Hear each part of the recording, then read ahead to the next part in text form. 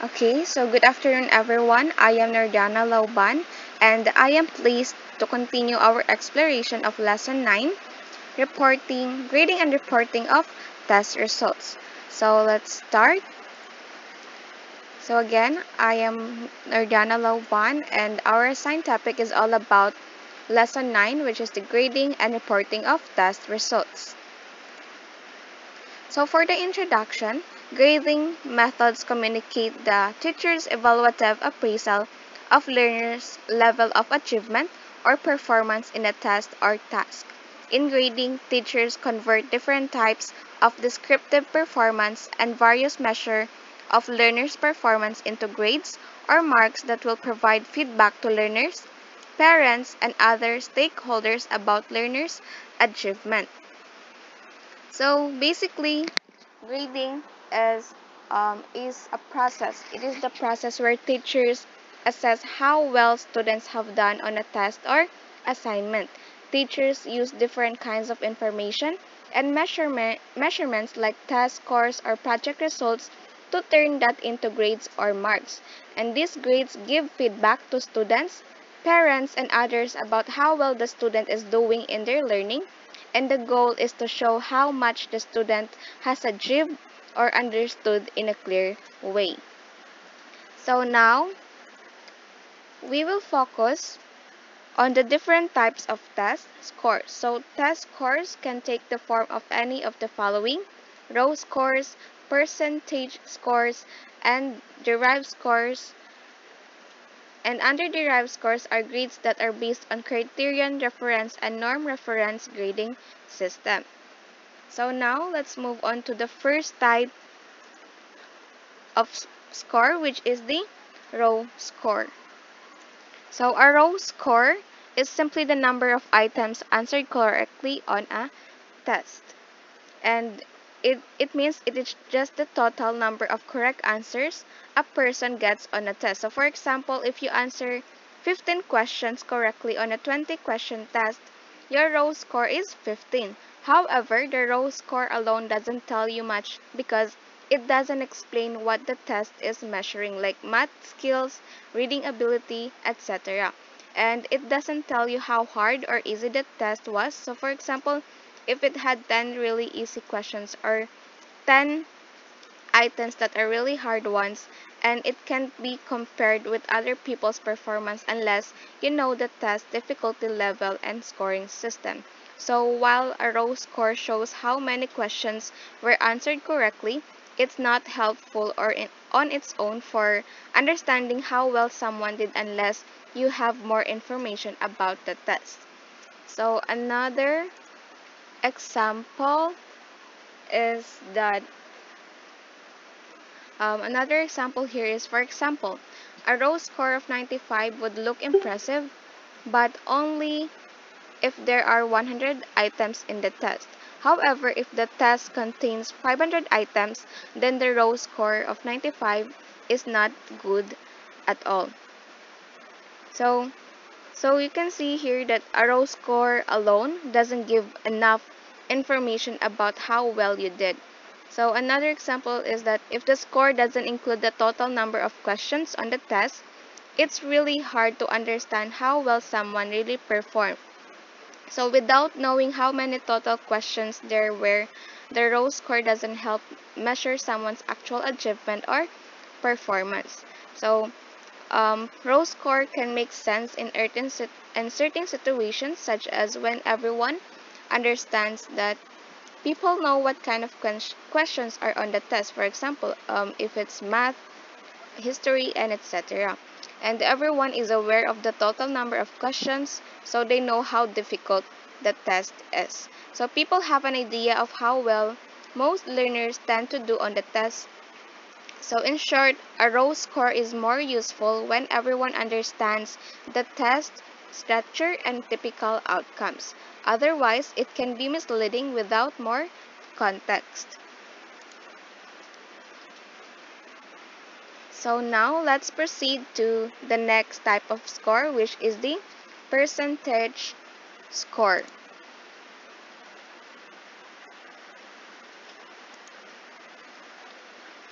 Okay, so The percentage score is a common way to express a test result. It shows how well a learner has done in relation to the total number of items or questions in a test. The percentage score is calculated by dividing the number of correct answers by the total number of questions and then multiplying the result by 100. So for example, if a test has 20 questions and the learner answers 15 correctly, then their percentage score is 75%. It tells us that percentage score shows how much of the test content, skills, or knowledge you understand. So if you got 80% on a test, it means you have a good grasp of 80% of what the test was about. But just like the raw score, a percentage score can be misleading when comparing results from different tests. If one test is very easy, like maybe most people get 90% or higher, then a 90% score might not mean much. On the other hand, if a test is very hard, like kunwari, a math test with tricky questions, and getting 70% might actually show a strong understanding of that certain topic. So while percentage scores help you understand how well you did on a test, they don't show how tough the test was or how it compares to other tests with different difficulty levels. So let's proceed to okay, so percentage score is particularly useful in certain situations such as teacher-made tests or criterion reference tests. This means tests designed by teacher to measure how well students understand a specific material or skills.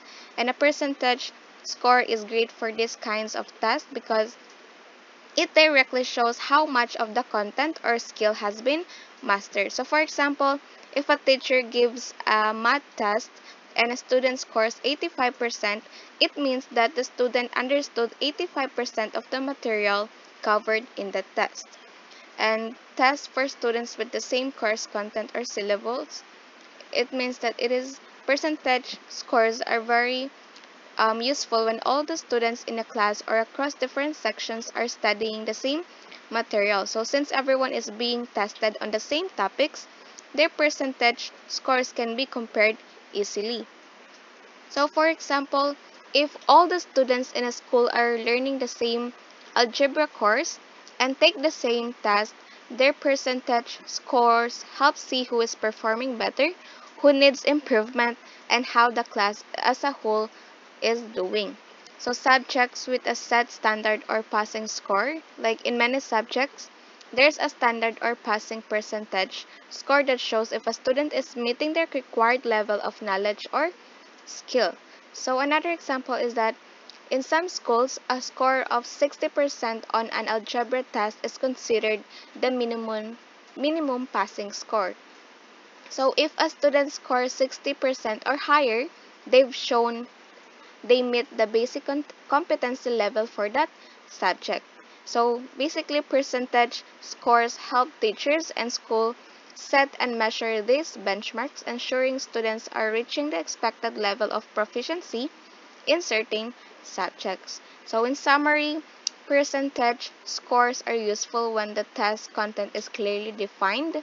Students are studying the same material, making comparisons meaningful, and if there is a standard or passing score that defines such success in a subject. So, the type of test scores you choose depends on what you want to measure or compare. So, do you want to know if a learner meets a specific standard of knowledge, or do you want to compare their performance with others? This decision determines which grading system to use, criterion reference or norm reference. So, ang criterion reference, it focuses on whether a student meets a specific level of knowledge or skill. It's about whether the student can achieve the standard.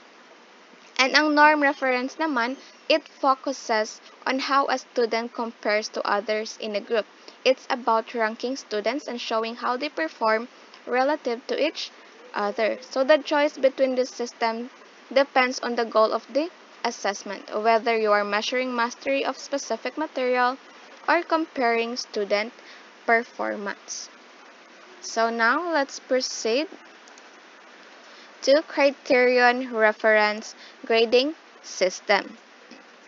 Excuse me. So criterion reference grading system, it is a way of grading that focuses on how well a student meets specific learning goals or standards rather than comparing their performance to other students. So based on specific learning goals, in this system, students' grades depend on how well they meet certain goals or standards set for the course, like mastering a particular skill or understanding a specific topic. So for example, if a course goal is for students to understand basic algebra, a student's grade will reflect how well they can apply algebra, not how well do they not not how well do they do compared to their classmate. Second is that grades reflect meeting standards, not comparison. So the grade you get shows how well you've achieved the learning goals, regardless of how other students perform. So another example is that if the goal is for students to get 80% or above on a test to show they understand the material, then a students who get 80% or higher will pass, no matter how well or poorly others did. And it is important that the learning goals and what's expected for success are made clear to students at the beginning of the course, usually in the syllabus. So this ensures that students know exactly what they need to achieve to get a certain grade, like knowing that getting 90% means an A. So this grading system assumes that your grade is based on your own performance, not how others do, and it doesn't matter if other students score higher or lower.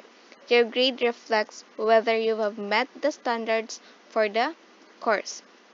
In short, the criterion reference grading system is about measuring whether a student has learned and mastered the material based on predefined standards, not how they compare to other students in the class. So now let's proceed to some of the types of criterion reference scores or grades. Okay, so first is the pass or fail grade. It is a type of grading system where students are only given two possible outcomes. It's either to pass or fail. So in this one, the test is designed to determine if a student passes or fails based on their performance, not on how well they do compared to other students. So for example, you either pass the exam because you meet the required standard, or you fail if you don't meet the standard. And there's a set score or standard that is called cutoff that determines whether you pass or fail. Another example is that if the cutoff score is 70%, you will pass if your score is 70% or higher, and fail if you score below that. And another info is that this grading system is often used for exams that determine if someone is qualified or ready for something important like professional certifications or licenses. So for example, medical or law exams that are often used pass or fail grading to decide if someone is ready to practice. So next is that okay, so let's proceed to the advantages and disadvantages of pass or fail grade. So first one in the advantages of pass or fail grading is that it reduces pressure on learners since students don't have to worry about getting a higher letter grade like an A or B or a specific numerical score. It makes the learning more I think it makes the learning process less stressful rather. So this creates a more relaxed environment where students can focus on learning rather than stressing over getting the perfect grade. Second is it has a clear understanding of strengths and weaknesses with pass or fail grading, students clearly know whether they passed or failed, which helps them understand what they know well and what areas they need to improve on. So it's like a straightforward, like either you passed because you met the required standard or you did not. And the last advantage is that since students are not trying to memorize facts just to get a high grade, they're more likely to focus on really understanding the subject, and the goal becomes learning the material deeply rather than just aiming for a high score. So now we also have the disadvantages of pass or fail grading. So without letter grades or scores to compete for, some students might not feel motivated to push themselves to do their best. And there's no incentive to aim for a higher grade when passing is not enough or when passing is enough. And this one doesn't provide details about how well the students actually did. For example, if two students pass, one might have barely passed and the other might have done excellently, but both would just be marked as pass. This doesn't give a clear picture of their true performance or knowledge. And since pass or fail grading doesn't use numbers or letter grades, it can be difficult to convert it into a specific score later on, like when applying to another school or job where exact grades are needed. It's not as detailed as traditional grading systems where you can see exactly how much you got right or how well you did. So in summary, pass or fail grading has its advantages like reducing stress and promoting learning, but it also has downsides like making it harder to see how well someone did or compete for top grades.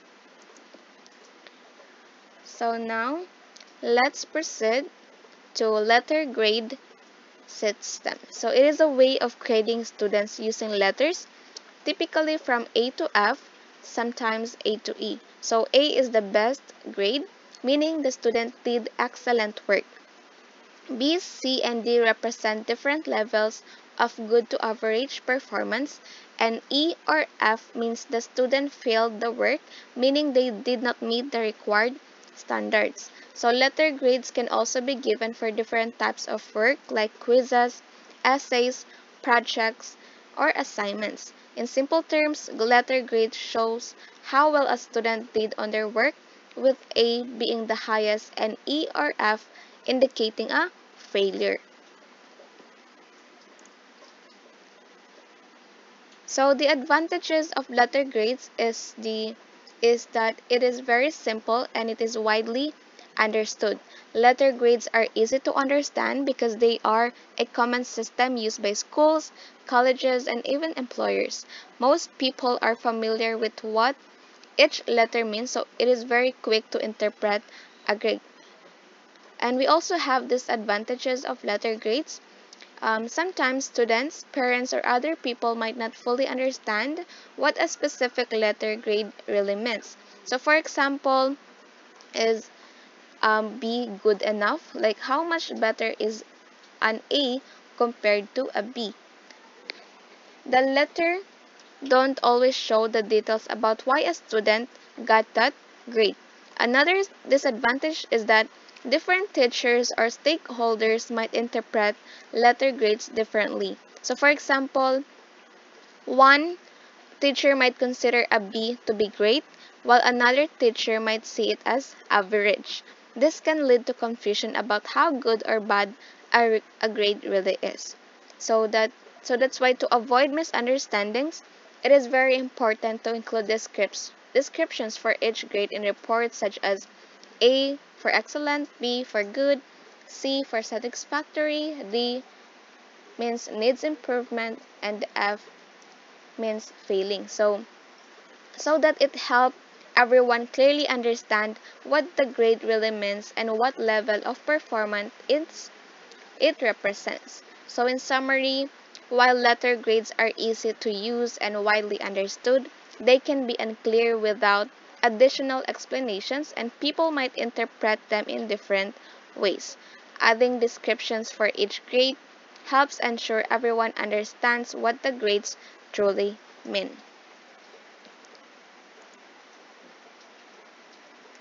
So here's the table. This is an example of a letter grade. A is for means that it is excellent. B is good. C is for satisfactory. D is poor, and E is unacceptable. So the evaluative descriptors and letter grading reflect the teacher's judgment of a student's performance, but these descriptors should be paired with specific performance indicators to show the exact differences between grade levels. So another disadvantages of letter grades is that arbitrary cut-offs, where small differences in scores can result in large grade jumps, like a 1-point difference between a C and a B. Another drawback is the lack of detail. Letter grades don't offer in-depth feedback on what a student did well or where they need improvement, unlike other grading systems that provide more detailed insights.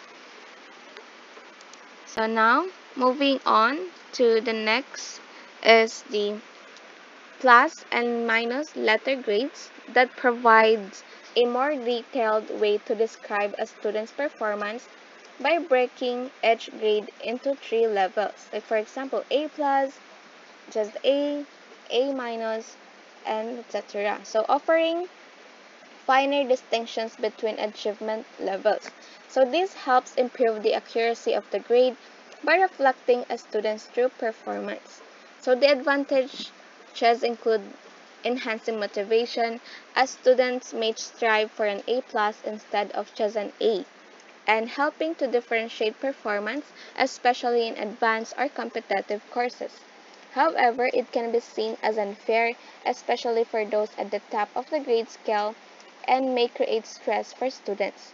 Additionally, it can be more difficult for teachers to manage these extra grade categories. So, here's the examples of the descriptors for plus and minus letter grades.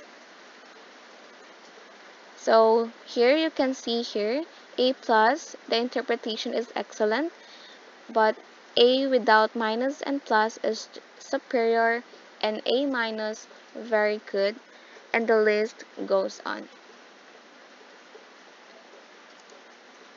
So now, for the last type of criterion reference is the categorical grades that offer a more descriptive way of assessing student performance by using verbal labels like exceeding standards, meeting standards, and emerging standards. So these labels make the grading system easier to understand as they don't require a key or explanation to clarify, clarify their meaning. So examples of such labels include terms like advanced, intermediate, and basic, which give a clearer picture of where a student stands in terms of skills or knowledge.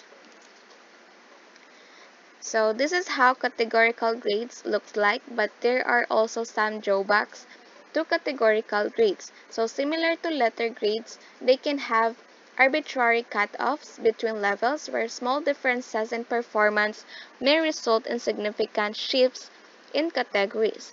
Additionally, categorical grades lack the richness of more detailed grading systems and do not provide a specific feedback to help identify areas where students need improvement. So as a result, they don't offer much guidance for addressing weaknesses or suggesting ways to improve performance.